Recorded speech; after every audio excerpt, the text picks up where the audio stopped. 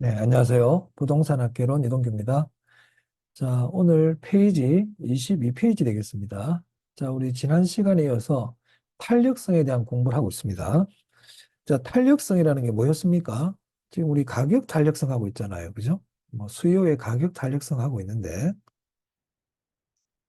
일단 이 수요의 가격 탄력성의 뜻이 일단 중요하잖아요. 수요의 가격 탄력성이란 가격이 변할 때, 가격이 변할 때 수요량이 변하는 정도라 그랬습니다.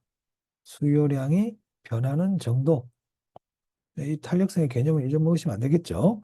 자, 그럼 오늘 공부할 내용은 뭐냐면 이 수요의 가격 탄력성 크기의 결정 요인이라고 되어 있는데 이 수요의 가격 탄력성이 수요의 가격 탄력성이 커진다. 또는 수요의 가격 탄력성이 작아진다.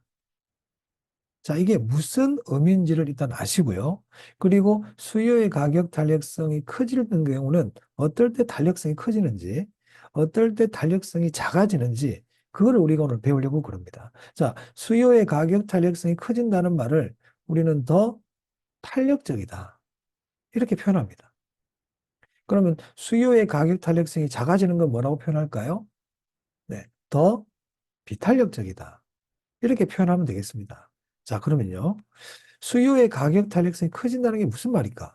자, 수요의 가격 탄력성이라는 것은 가격이 변할 때 수요량이 변하는 정도인데, 이 가격 탄력성이 커진다는 말은 수요량이 변하는 정도가 커진다, 이런 뜻이겠네요.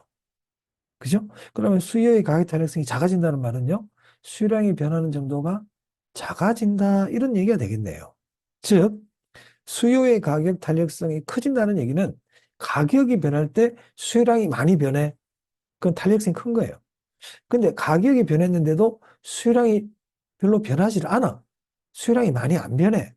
그 말은 탄력성이 작다. 탄력성이 작아진다. 이런 의미가 되겠습니다. 자, 그러면 탄력성이 커진다, 작아진다의 의미를 아셨습니까? 자, 그러면 탄력성이 커질 수도 있고 탄력성이 작아질 수도 있잖아요. 그러면은 어떨 때 탄력성이 커지고, 즉 어떨 때 가격이 변할 때 수요량이 더 많이 변하고, 어떨 때 가격이 변할 때 수요량이 별로 안 변하는지 그걸 우리가 알아야 되거든요. 그러면 두 개를 다 알 필요는 없고 탄력성이 더 커지는 경우만 잘 알아두면 반대로 하시면 탄력성이 더 작아지는 경우가 되지 않겠습니까?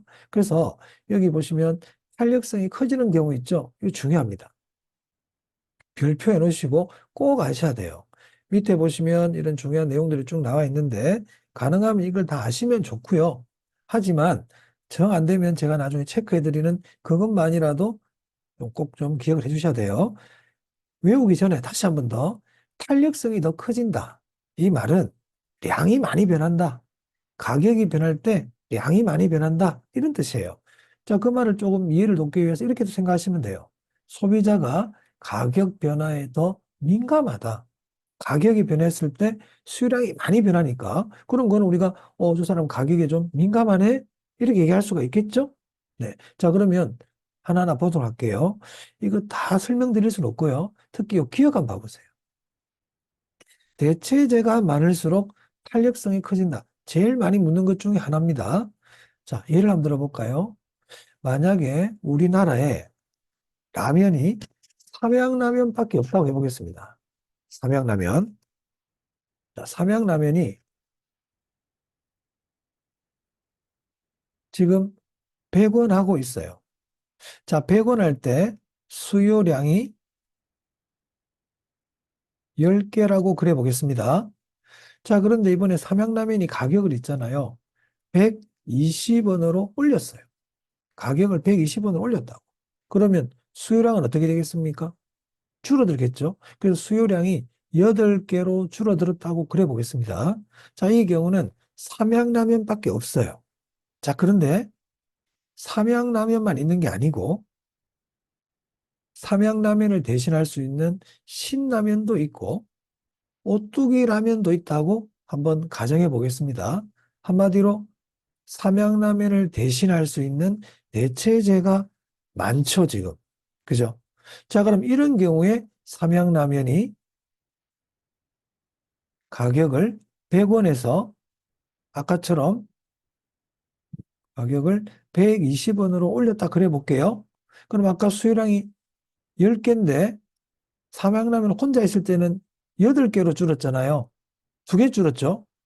자, 그런데 이제 대체재가 많아요. 그럼 사람들 어떻게 할까요? 야, 아까는 삼양라면밖에 없어서 우리가 수요량을 많이 줄일 수는 없었지만 이제는 신라면과 오뚜기 라면이라는 대체재가 있죠. 그럼 사람들은 어떻게 하겠습니까? 신라면과 오뚜기 라면을 사러 가버리겠죠. 이런 걸 우리는 대체 효과라 그래요. 그래서 이제는 아까는 8개밖에 안 줄었지만 이제는 수요량이 6개로 확 줄어드는 겁니다. 수요량이 4개나 줄었죠. 자, 1번의 경우와 2번의 경우 똑같이 가격이 20원이 내렸지만 똑같이 가격이 20원을 내렸지만 어떤 경우에 수요량의 변화가 더 많이 일어나고 있습니까? 2번의 경우죠. 어떤 때? 대체재가 많을 때. 즉, 대체재가 많아지면 소비자들은 가격 변화에 더 민감하게 반응을 보일 수 있고 다른 물건으로 사러 가버리기 때문에 삼양라면의 수요량이 더 커지는 겁니다. 자, 이해되셨나요? 그래서 대체재가 많을수록 탄력성은 커진다. 자, 그래서 기억 꼭 좀 기억해 주시고, 니은도 시험에 잘 내요. 용도가 다양할수록, 용도 전환이 쉬운 물건일수록 가격 변화에 더 민감하게 반응을 보입니다. 자, 그리고 여기 리을, 미음, 비읍은 특기 시험에 많이 내는 내용이에요. 자, 여러분, 장기로 갈수록 대체재가 나타날 가능성이 높죠. 그래서 탄력성 커집니다. 자, 그리고 주거용 부동산은 다른 용도의 부동산, 뭐 다른 용도라는 거는 뭐 상가나 공장 같은 게 되겠습니다. 주거용 부동산이 상공업용 부동산보다 탄력성이 큽니다. 그 이유는 주거용 부동산이 대체재가 더 많아요. 그래서 탄력성이 더 커요. 자, 그리고 법적 규제가 완화될수록 가격 변화에 더 반응을 보일 수가 있겠죠. 만약에 가격이 하락을 해서 내가 그 물건을 더 많이 사고 싶지만 정부의 법적 규제가 너무 강한 거예요. 그럼 정부의 법적 규제가 강하면 수요량을 변화시킬 수가 없겠죠. 그래서 법적 규제가 완화될수록 탄력성은 더 커지는 겁니다. 자, 그래서 이 5개는 특히 잘 기억해 두시고, 자, 그리고 시험의 난이도가 좀 올라가게 되면요. 이 디귿하고요. 요 지읒도 여기 좀 알아두시기 바랍니다. 자, 여기 보시면 세분할수록 탄력성이 커집니다. 자, 이것도 예를 한번 들어보겠습니다. 자, 우리가 컴퓨터에 사진 폴더라는 게 있어요.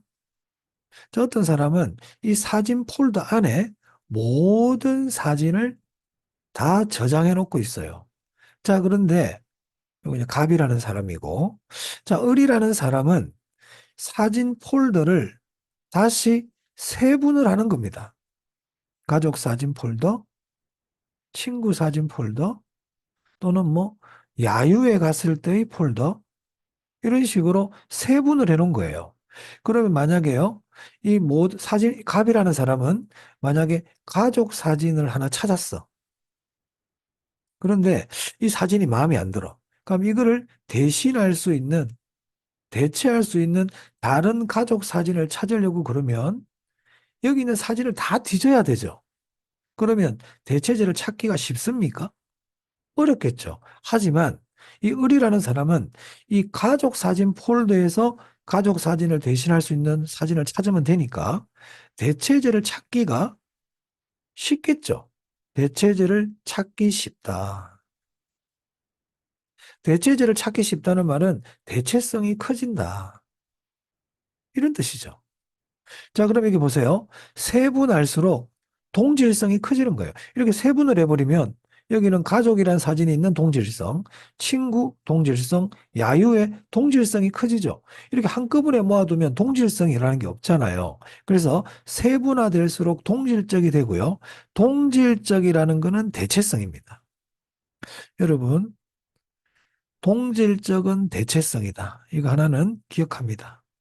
자, 결국 세분할수록 대체성이 커진다는 의미이기 때문에 여기 기억과 일맥상통하는 개념이 되겠습니다. 그래서 세분할수록 대체성이 커지니까 탄력성도 커진다. 자, 그다음 치읓인데요. 고소득층일수록 탄력성이 커집니다. 자, 이건 왜 그렇습니까? 자, 만약에 1억 하던 아파트가 8천만 원으로 가격이 하락했다 그래 보겠습니다. 자, 이때 고소득층과 저소득층의 입장을 한번 생각해 볼까요? 자, 고소득층은 구매력이 있죠. 자, 우리 부동산 수요는 유효 수요라 그랬습니다.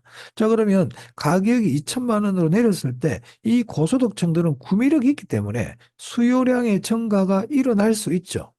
하지만 이 저소득층은 1억 하던 아파트가 8천만 원을 하든 5천만 원을 하든 뭐 3천만 원을 하든 구매력 자체가 없기 때문에 수요량의 변화가 많이 일어날 수가 없습니다. 그래서 고소득층일수록 수요의 가격 탄력성은 더 커진다. 이해되셨나요? 자, 그래서 지금 공부한 내용, 수요의 가격 탄력성이 커진다는 말은 가격이 변할 때 수요량이 많이 변하는 것이다. 그러면 가격이 변할 때 수요량이 어떨 때 많이 변하느냐? 지금 제가 말씀드린 이 내용들을 꼭 좀 암기해 두시든지 꼭 익혀 두셔야 됩니다. 네. 자, 그 다음 내용 한번 볼게요. 자, 이제 페이지 23페이지가 되겠습니다. 자, 여기 보시면 탄력성과 기업 수익과의 관계인데요. 자, 이 부분 중요해요.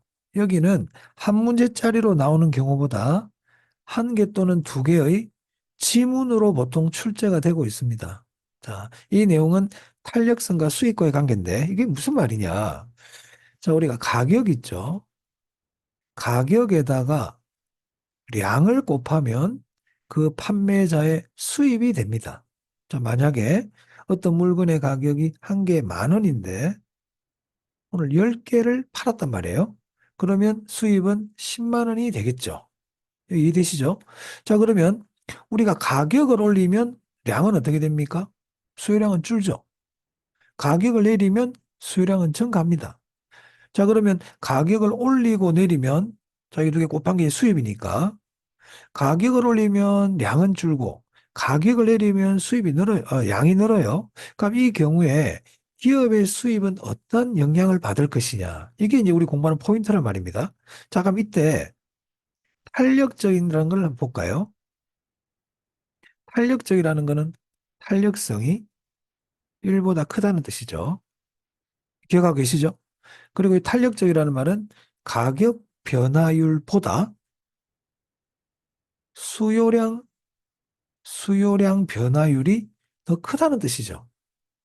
네, 지난 시간에 했는데 기억하십니까? 자, 그러면 탄력적이라고 해보겠습니다. 지금 내가 팔고 있는 물건이 탄력적이야. 자, 예를 들어서 내가 국밥집을 합니다.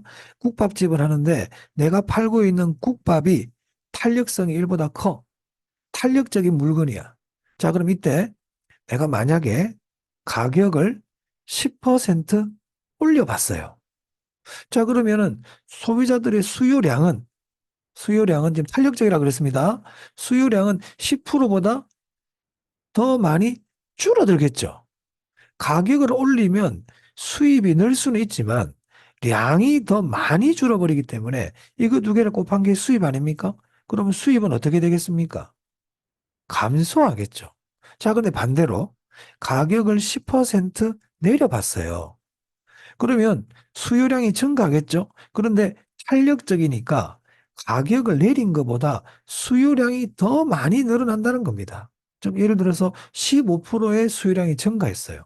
그러면 수입은 어떻게 되겠습니까? 커지겠구나. 아하, 결론입니다. 탄력적일 때는, 즉 탄력성이 1보다 클 때는 가격을 내려라. 가격을 내려야만이 수입이 증가한다.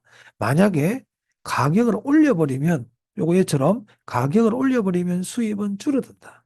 그러면 이걸 꼭 기억하면요. 반대로 비탄력적일 때는 가격을 어떻게 해야 되겠습니까? 가격을 올릴 때 수입이 증가하겠구나. 맞나요? 자, 그래서 이거 두 개를 다 기억하려 하지 마시고 탄력적일 때는 탄력적일 때는 가격 내려라. 이렇게 기억하시면 되겠습니다. 탄력적이라는 거는 소비자들이 가격에 민감한 거예요. 가격에 민감한 사람들한테 가격을 올리면 되겠습니까? 가격을 내려야 되겠죠. 탄력적일 때는 가격 내려. 꼭 기억하시고. 자, 그 다음. 단위 탄력적일 때 한번 볼까요? 단위 탄력적이라는 것은 탄력성이 1이란 뜻이에요. 이 말은 가격 변화율과 수요량 변화율이 어떻습니까? 같죠? 같단 말이에요. 아까 여기 보세요. 가격을 10% 내렸어. 그러면 수요량도 10% 증가해. 가격 내린 만큼 수요량도 증가해. 그럼 수입은요? 변하지 않겠죠. 그렇잖아요. 내린 만큼 양이 또 올라갔으니까 수입은 종전하고 똑같습니다. 그래서 단위 탄력적일 때는 가격을 올리든 내리든 수입은 어떻게 된다? 불변이다. 불변. 이걸 기억하셔야 되겠습니다. 자, 정리합니다. 탄력적 가격 내려, 탄력적 가격 내려, 단위 탄력적 불변. 이렇게 기억하시면 되겠습니다. 불변. 됐나요? 탄력성과 기업 수익과의 관계 봤습니다. 자, 오늘 탄력성의 결정 요인과 탄력성과 기업 수익과의 관계 봤습니다. 아, 혹시 여기 지출 한번 볼까요? 이제 지출. 이거 제가 설명 좀 잠시 드릴게요. 여러분, 기업의 수입이나 가계의 지출은 같은 말입니다. 자, 만약에 기업의 수입이 100만 원이라는 말은 가계의 지출도 100만 원이라는 얘기죠. 그래서 탄력성과 기업 수익과의 관계나 가계 지출과의 관계는 같은 말입니다. 즉, 탄력적일 때는 가격을 내리면 기업의 수입도 증가하지만 소비자 가계의 지출도 증가한다. 단위 탄력적일 때는 가격을 올리든 내리든 불변이다. 이렇게 되겠습니다. 자, 오늘 탄력성의 결정 요인, 어떨 때 탄력성이 커지는지 봤고요. 그리고 탄력성과 기업 수익과의 관계까지 봤습니다. 자, 강의 들어주셔서 감사합니다.